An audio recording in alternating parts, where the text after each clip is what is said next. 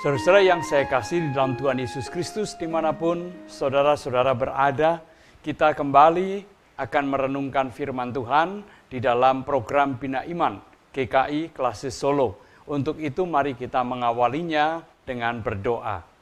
Ya Bapa, kami akan membaca dan merenungkan firman-Mu. Kami memohon pertolongan dan pimpinan dari Tuhan. Terima kasih, di dalam nama Tuhan Yesus kami berdoa. Amin. Saudara-saudara yang saya kasihi, saya mengajak saudara-saudara sekalian untuk membuka kitab Kejadian, pasal yang keempat, ayat 6 dan ayat yang ke-7. Kejadian pasal 4 ayat 6 dan ayat yang ke-7 saya bacakan demikian. Firman Tuhan kepada Kain, "Mengapa hatimu panas dan mukamu muram?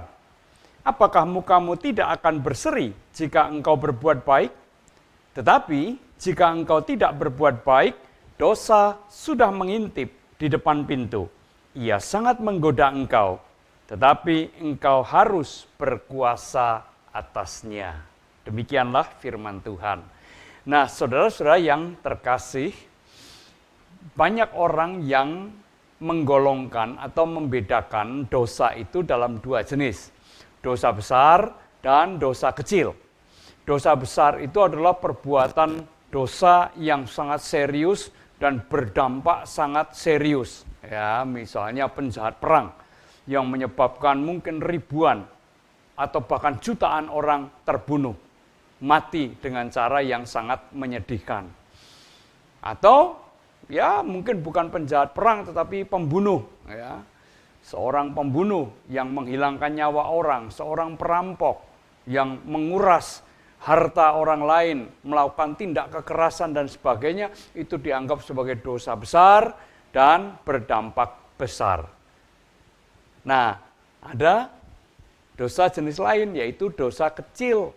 Dosa kecil itu dosa yang dianggap atau tindakan yang dianggap remeh, kecil, ya dampaknya pun tidak serius. Nah, orang yang membedakan antara dosa besar dan dosa kecil ini biasanya juga punya kecenderungan untuk meremehkan yang namanya dosa kecil. Toh itu cuman perbuatan-perbuatan yang sederhana, yang kecil, remeh, tidak ada artinya. Dampaknya pun tidak besar, tidak seluas dosa besar. Nah, oleh karena itu, dosa kecil dianggap sebagai dosa yang mudah diampuni, mudah dimaafkan, dan mudah dimaklumi. Toh semua orang juga melakukan itu rata-rata begitu. Saudara yang terkasih dalam Tuhan Yesus Kristus, salah satu contoh yang mungkin bisa kita diskusikan atau bisa kita renungkan adalah iri hati. Menurut Anda, iri hati ini termasuk dosa besar atau dosa kecil? Setiap orang bisa mengalami itu.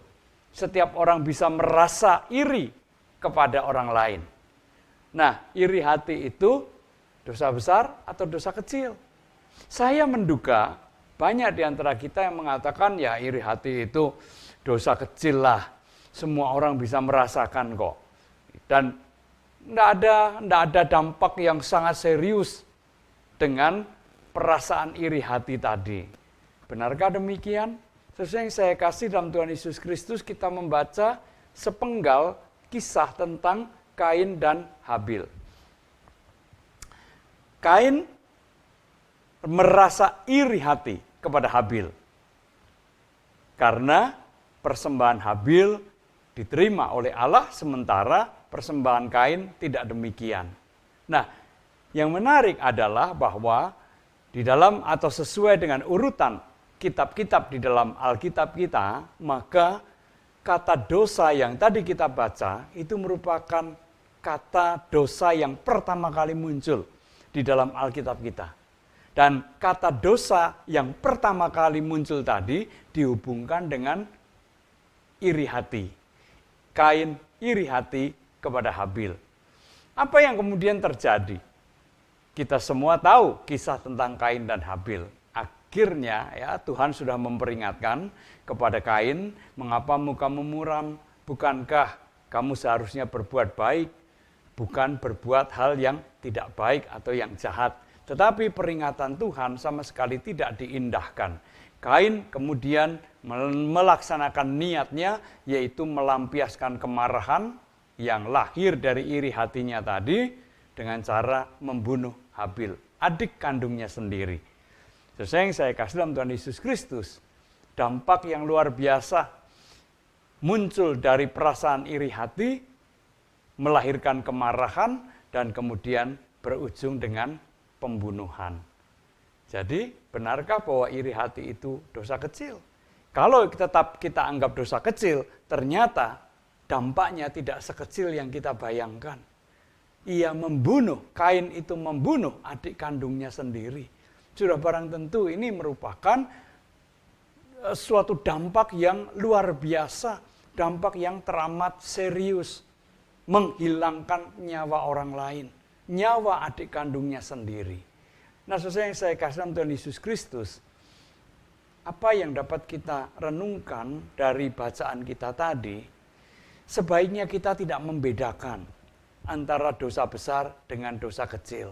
Jangan kita beranggapan bahwa dosa kecil, dosa remeh itu dampaknya kecil, dampaknya ringan, remeh. Setiap dosa berdampak serius, kecil ataupun besar. Jadi tidak ada dosa yang berdampak sangat kecil, remeh, tidak ada artinya. Alkitab kita mengatakan, ya, firman Tuhan bersabda bahwa dosa itu melahirkan maut. Ujung dari dosa adalah kematian, kebinasaan, maut.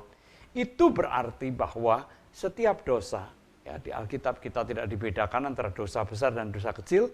Setiap dosa itu selalu berdampak serius.